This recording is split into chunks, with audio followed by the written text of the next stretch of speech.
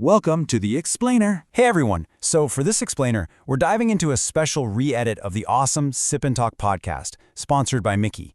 We've pulled out all the essential highlights for you. And we're going to be digging into the really fascinating, kind of complex world of China's copycat culture. We're asking a pretty provocative question here. Is it really about theft, or is it something more, like a strategy for survival? All right, so let's jump right in with the big question. What in the world do these impossibly perfect digital faces you see online have to do with, say, a fake supercar that could fool you from across the street? Or those brands that just feel a little too familiar? You know what I'm talking about. Well, turns out they all share the same secret. And yeah, we're going to unpack it. So let's start at the most personal level you can get, the human face. We're talking about the creation of the perfect digital mask. You know, if you've ever scrolled through Chinese social media, you have definitely seen this. It's everywhere. They call it the internet celebrity face, and it's this super specific, almost uniform look. It's like everyone's using the same template, right? We're talking skin that's so white it practically glows, a chin that's sharpened into this perfect little V shape, and eyes that are so huge they honestly look like they defy human biology. And look, this is way beyond a simple touch-up. This is a full-on digital transformation. And this just perfectly captures the kind of social pressure we're talking about. Sunny from Sip&Talk put it this way, and I love this. She said, if everyone in your feed looks like a real-life Barbie, posting an original photo with pores feels like you're streaking. I mean, wow, can you imagine? That kind of digital anxiety is a seriously powerful force, and it's pushing everyone toward that exact same filtered look. And believe me, this whole thing totally bleeds into the real world, sometimes in pretty shocking ways. So get this, there's an influencer named Daisy. She got famous because she looks almost exactly like Rosé from the K-pop group Blackpink. But then it just crossed a major line. She showed up at an official pop-up store and actually started signing autographs on Rosé's official merchandise. I mean, that just blurs the line between a tribute and, well, straight-up identity theft. And as you can imagine, it sparked a huge controversy. Joe from Sip&Talk actually has this really powerful term for this. He calls it visual parasitism. Think about it. The whole idea is that when you completely erase who you are to become this perfect copy of someone famous, any success you get isn't really yours, is it? You're just borrowing from their shadow, profiting from it. Your own identity basically becomes a host for their image. It's a heavy concept. Okay, so that's the personal level. But let's zoom out now, because this whole idea scales up. Way up. We're going from personal faces to entire industries. It's not just about looks. It's about manufacturing. So yeah, welcome to what the Sip&Talk guys call big toy visual deception. Just look at this car. This is a ZOT SR9. And come on, from a distance, you would absolutely swear that's a Porsche Macan. The body, the headlights, the whole shape, it is a near-perfect clone. But here's the kicker, the ZOT, it costs less than 10% of what you'd pay for the real deal. So this whole imitation industry has a name. It's called Shanzhai. And it's actually evolved over time. You know, first it was all about these pure illegal copies. Remember those old phones that looked just like a Nokia, but had some crazy extra feature, like a built-in cigarette lighter? That was stage one. Then it got way more sophisticated. That's stage two. Think high-fidelity copies, like that Porsche clone we just saw. But now, and this is where it gets really interesting, we're in stage three. Legitimate, licensed copies.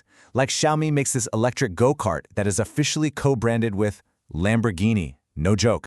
And that just perfectly illustrates the whole logic behind this. Joe makes this brilliant point that the Lamborghini go-kart, it's not really about being a vehicle, right? He calls it a legitimate and affordable visual filter.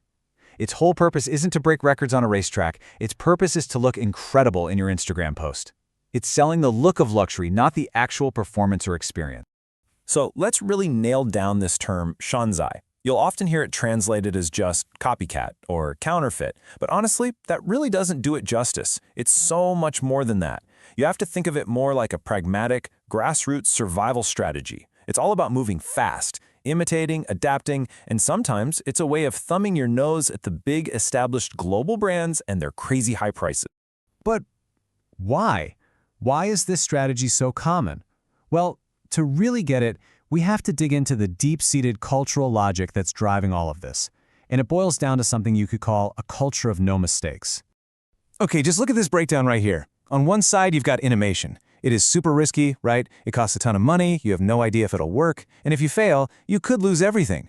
Now look at the other side, Imitation. It's the complete opposite. It's low risk, it's low cost, and you're just following a blueprint that somebody else already proved works. So if you're in a culture with immense pressure to succeed, one where the old saying is the nail that sticks out gets hammered down, seriously, which path are you going to choose? It's kind of a no-brainer. And this is really the heart of the whole argument. And Joe from Sip&Talk just nails it. He says that when the pressure to just survive is that intense, and the cost of failure is just unbearable, copying isn't about being lazy. It actually becomes the smartest, most rational choice you can make. You know, it might feel like a tragedy for originality, but from a purely logical standpoint, it makes perfect sense. But here's where things get really weird. This survival strategy, it ends up creating this strange, deeply ironic paradox. A situation where the whole culture of imitation starts to kind of eat itself. Okay, so the source material we're drawing from here presents a pretty sharp critique, and it's important we frame it that way, as a specific perspective. This viewpoint suggests that this copycat logic doesn't just apply to cars and phones. It extends all the way to history and politics. The argument goes that many authentic, real historical sites were torn down, only to be replaced later by these brand new, fake ancient towns. Essentially, they act as this tourist-friendly, Instagram-ready filter that's laid over a much more messy and complex history. And this leads to what might be the ultimate irony of all. You might have seen these videos go viral. There have been these incidents where super passionate nationalists, fueled by anti-Japanese sentiment, have publicly gone after their fellow citizens for wearing traditional Hanfu. That's the historical clothing of the Han Chinese. So why would they do that? Well, the argument is that after decades of this cultural disconnect, they literally don't recognize their own history anymore, and they mistake their own traditional clothes for a Japanese kimono. It's wild. And Sunny's analogy for this is just chef's kiss. It's perfect. She says it's like getting tons of plastic surgery to look exactly like your idol. Then one day, you see the real idol on the street, and you're the one who starts yelling, "Catch that thief! He looks just like me!" I mean, come on. It's the most absurd and perfect way to sum up this whole paradox. So, okay, we've looked at the digital masks, the industrial-scale copies, these crazy cultural paradoxes. So what's the big takeaway here? What do we walk away with? Well, it really leaves us with this one big, provocative question. In a world where copying is often the safest, the easiest, and let's be honest, the most rewarded path, what is the true price of being original? What does it actually cost to dare to be different? And maybe more importantly, is that a price any of us are still willing to pay? Hey, if you enjoyed this and you want to hear more awesome analysis like this from Joe and Sunny, you should definitely go subscribe to the full Sip&Talk podcast. And also, make sure you check out our sponsor, Micky. He's got a great channel with memes and travel vlogs. We've dropped the links to both of them for you right in the description below. Definitely something to think about. Thanks so much for watching The Explainer.